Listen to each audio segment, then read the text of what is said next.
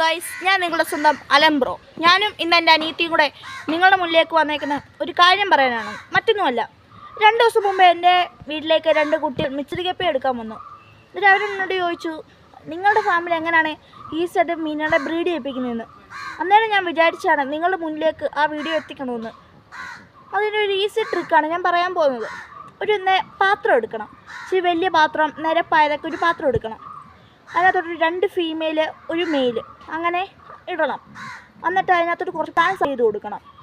ഈ ട്രിക്കിനകത്ത് ഒരിക്കലും breeding set ഉപയോഗിക്കുന്നില്ല.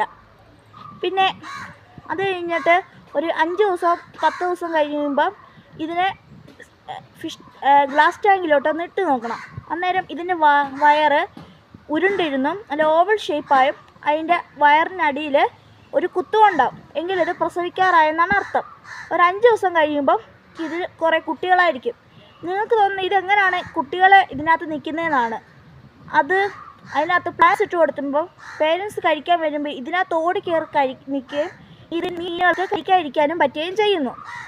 നിങ്ങൾക്ക് വേണമെങ്കിൽ ഇതിൻ്റെ വീഡിയോസ് ഞാൻ ഇനിയും ഇടുന്നതാണ്. ഇതിന് ലൈക്കും സബ്സ്ക്രൈബും ചെയ്യുക.